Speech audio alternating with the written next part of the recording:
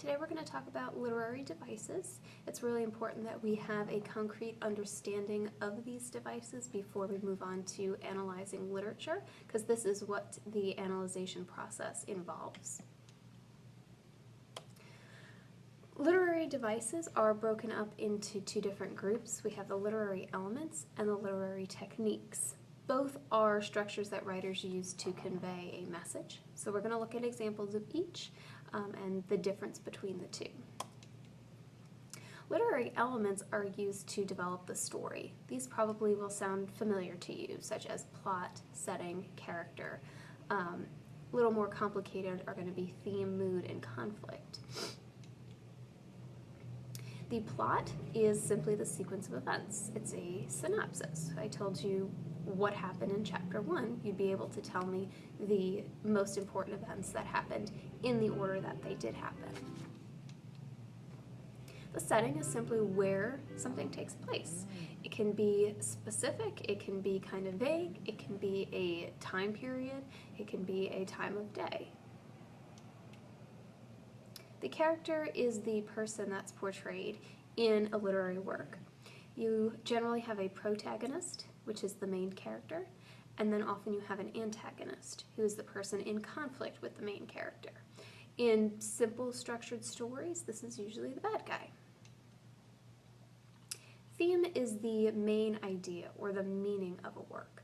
These are not particular to the literature we're reading. They're bigger than that. So they're universal truths.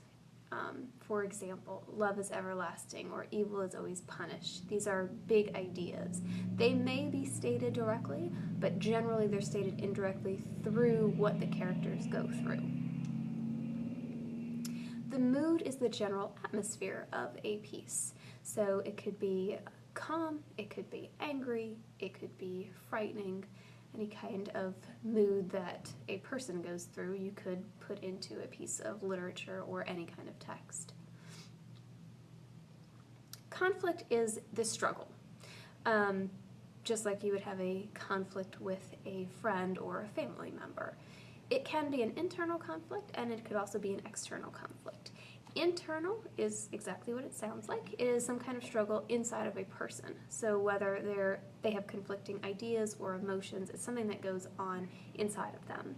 External is now a conflict between some other kind of force, whether that is a person, it could be an event that is making something difficult for the main character. Now we're going to get into more of the literary terms. These are used to enhance a type of work, or it can help us to better understand the piece. We're going to talk about imagery, simile, metaphor, hyperbole, personification, alliteration, irony, idiom, symbolism, and onomatopoeia. Now you may have heard some of these terms before. A lot of them are pretty straightforward. If some of these are new, don't worry. We're going to go over these over and over and over again so that you will finally be able to understand all of them and apply them to whatever we read. Imagery, the hint in the word is image. The author is going to try to convey an image for you to see. Remember, we're reading, we're not looking at pictures in a magazine, so the author has to make some type of effort to give you an image. This is going to appeal to your senses, generally something either that you see or hear. Oftentimes it'll be smell, touch, and taste as well. But it's going to help enhance our mental image of what's going on. It's descriptive language. Simile is comparing two unlike things, but it's using either like or as. For example, the star is as bright as a diamond. We're comparing the star to a diamond. Her words were sharp like a knife. We're comparing how sharp her words were to a knife. Pay attention to the words like and as. Now, it's not just having like or as in a sentence. That's not a simile. You have to be comparing two unlike things.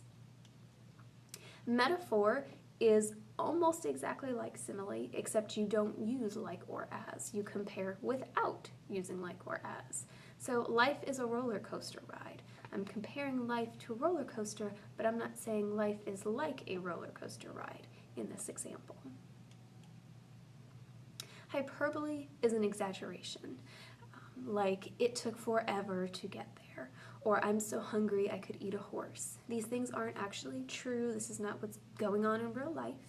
These are exaggerations, and we use them quite often just in daily life as well as in literature. Personification is giving human-like qualities to non-human things. So remember, it has hint in the word. It says person. We're giving people qualities to things that are not people. So the wind howled all night long, or the traffic was crawling all the way home. These are human qualities, but we're giving them to non-human things. Again, to enhance the piece, to make us be able to visualize what's going on. Alliteration is the repetition of the same consonant sound. Probably one of the more well-known tongue twisters is "She sells seashells by the seashore." That's an extreme example, but you can do something as simple as like, "Put your pen away." It's something that you're repeating over again. So not the word, just that consonant sound. Bobby read the book by Ben Brown. Irony is where the intended meaning of something is not the actual literal meaning. So, oh great, now my phone doesn't work. Was that really great? No, that's irony. Or, I posted a rant on Facebook about how ridiculous social media is. Well, I'm using social media to post how ridiculous I think it is. Again, it's ironic. An idiom is simply an expression. We use these constantly. Time flies when you're having fun, or I'm going to play it by ear, or it's time to call it a day.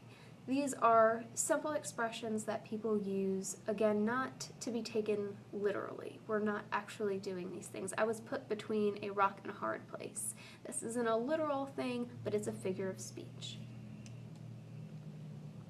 Symbolism is a representation of something. So it can be a representation of an emotion or an idea.